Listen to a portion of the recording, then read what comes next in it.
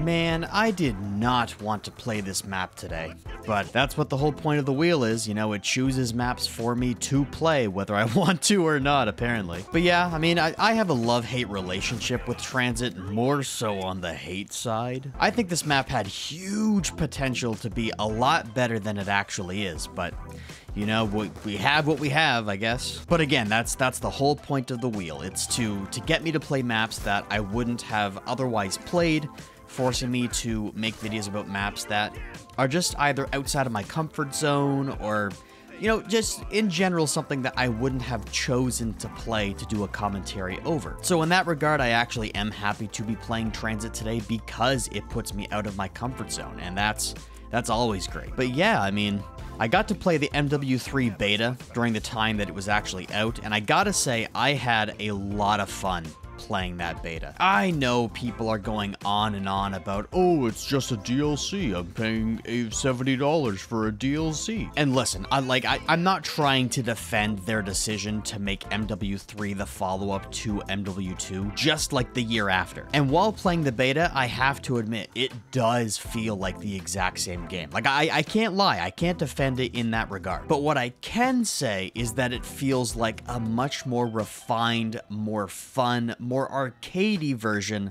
of MW2. What's going on back here? Oh, the nav card. Not that I'm going to use it, but might as well take it. Why not? I'm just waiting for Ted to get... Come on, Ted, let's go. Let's go, my boy. My son. Uh-oh. Whoops.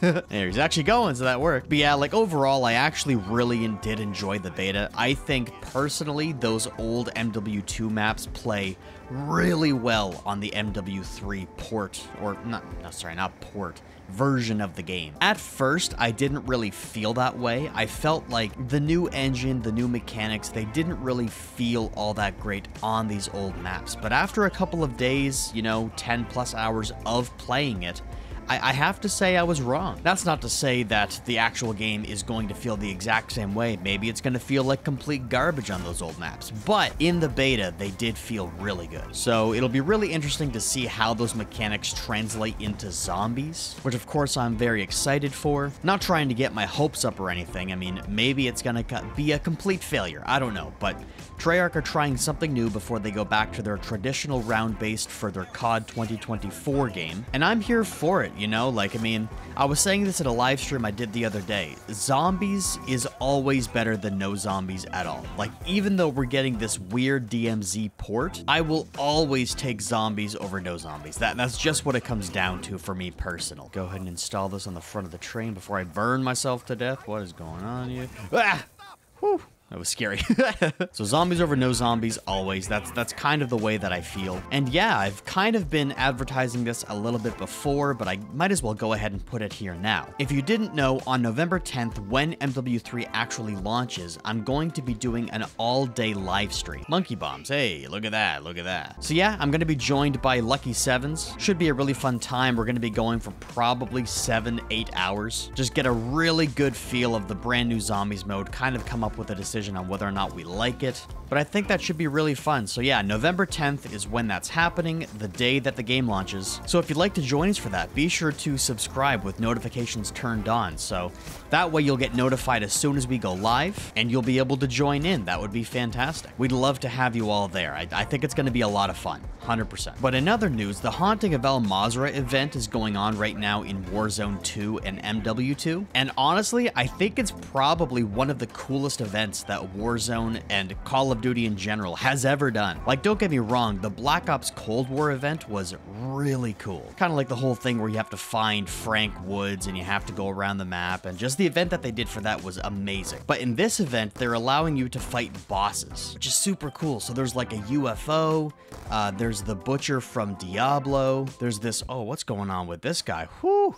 He's seen better days. But there's just all these bosses you need to fight, and then they do the classic, like, trophy thing that they used to do, or, sorry, not that they used to do, that they did for the last event. Except this time it's souls, so you kind of get eliminations, and then depending on the eliminations you get, you collect souls, and then you can use those souls for other rewards, and, you know, a couple of other things going on. I'm sure everyone knows exactly how the event works. Go play the game if you don't. But no, like, it's such a cool event. I never thought that Call of Duty would actually be able to do another cool event after the Cold War reveal. It felt like they kind of played all their cards with that one. And of course, they're probably bringing out the very last cool event of the game because the game is essentially dead. No one's playing it. Modern Warfare 2, the kind of reboot, whatever, from 2022, is easily one of the most hated Call of Duties of all time. Now, I don't absolutely despise it, but I've got to be honest, I'm not like the biggest fan of it or anything. Ah, this is getting a little bit scary. I need to buy ammo. Give it to me. Ted, you got to get moving. But in order to try and get the most souls, I actually heard from someone that DMZ might be a really good way of getting those souls. And I've never played DMZ before, so I went and did that for the very first time. This is getting scary.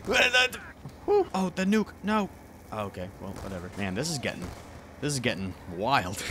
So yeah, I played DMZ for the first time, and to be honest, I'm not a huge fan of the extraction-based shooters like Tarkov and stuff like that. And so at the end of the day, DMZ isn't really for me. I didn't enjoy my time all that much, though I think the idea of completing in-game quests is really cool. You get the whole open world map experience. It's actually a lot of fun. Like, it's a really, really cool idea, and I think DMZ is a very well-made mode. It's just not entirely for me, so it'll be interesting to see how Zombies this year goes, considering that it's essentially DMZ with zombies, and considering that I didn't like 100% love my time with DMZ, so we'll have to see if I can build the switch before I get taken out by this horde of zooms. So besides that, on the last poll I did to see what video essay y'all want me to do next, Call of the Dead won, just by a hair. So we'll have to add the history of the perk machines to the next poll, because that one literally almost won. And maybe right now it is ahead, but at the time when I called the decision, whew, that was close. Turn on the power. At the time when I called the poll, Call of the Dead was in the lead, and so that's when I made the ultimate decision to just say Call of the Dead is going to be the next video essay. And so that script is fully finished now. I just need to record some footage and do a few bit of edits, probably take, 10 or so hours. Because I'm not gonna lie, those video essays are hard work. They take a while to complete, which is why I can't really pump out one a week right now. Because, I have to work like a full-time job and all that stuff. Gotta pay bills somehow. But yeah, the script for the Call of the Dead video essay is finished. I just need to get some extra footage recorded. I need to do a few edits, and then, it'll be out.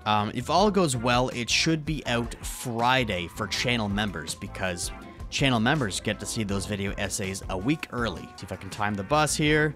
Woo, let's go. And so yeah, with that being said, if you would like to become a channel member, you can click that blue button right next to the subscribe button, or if you're on mobile, you can click the link at the top of the description. It's $3 a month, so it ends up being only about 10 cents a day, and it directly supports me. It allows me to keep doing what I'm doing and to make more of it. So it would absolutely be amazing if you could become a channel member, but at the end of the day, truly the best way to support me is to just click the like button. So if you could take a moment now to click that, I would greatly appreciate it. All right, and we are in town now. Let's go over here, and hopefully I can afford to open the door and get Jug. Have a look, see. Ah, we can. Very nice. So in preparation for the Call of the Dead video essay, I went ahead and played it on the live stream. The live stream? Yes, it was the live stream, indeed. And if you didn't know, I do live stream right here on this channel, so you can subscribe with notifications turned on. You might get notified about that and be able to join me for one of those streams. We always have a great deal of fun. It's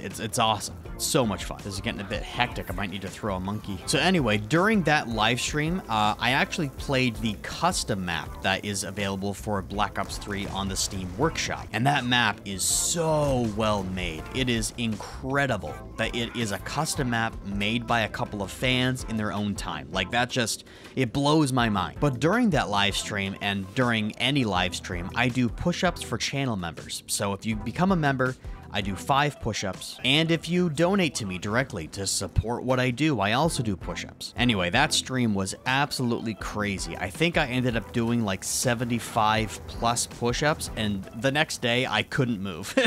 But it certainly was a lot of fun. It was really cool to do that. We had a lot of fun. Chat was blowing up. It was great. It was a great time. I need to get back on the bus. This isn't good. Whew. No. Let me on. Okay, there we go. And so that custom map is just so good. It's incredibly well made. I couldn't remember how to do mostly anything on that map, and so it's kind of a good thing that I did give it a shot before the video essay comes out, because you know, I gotta be able to know what I'm talking about here. And it got me thinking about how excited I actually am for MrTLexify's team to finish that Die Rise remake. Oh, there's another one. My boy's having a rough day. So I'm pretty sure one of the developers working on the map, I don't know if he's the programmer or the level designer, but he has a Twitch, and so I tuned in one night just to try and see how progress was going, and apparently it's like almost done. At least from what I could see, it looked as though he had finished at least the main building, and he was working on just kind of one of the side buildings. Couldn't tell you which one, but it definitely was there, and it was pretty much finished. At least it looked like it, you know? I'm not a programmer, I'm not a mapper, I'm not a level designer, and so I don't know how much work actually goes into it, although I know that a lot of work goes into it. This is risky. We're out of ammo, we're out of ammo. Gotta buy the ammos. I bought the ammos. Whew. There it is. Very nice. But yeah, like, it looked like he was making so much progress, and I'm sure that there's a lot of work that's going to be going into this still. I'm sure there's a lot of scripting and programming and all this other fun stuff, but it looks really close to being done, and so I certainly will be streaming that the day it comes out. I cannot wait to play it. But yeah, I mean, we're making some really good progress. Or I'm not making good progress, but he is. But anyway, I think that's pretty much all I have to say today. Hopefully I'll see some of y'all in the next stream, all right? Take care.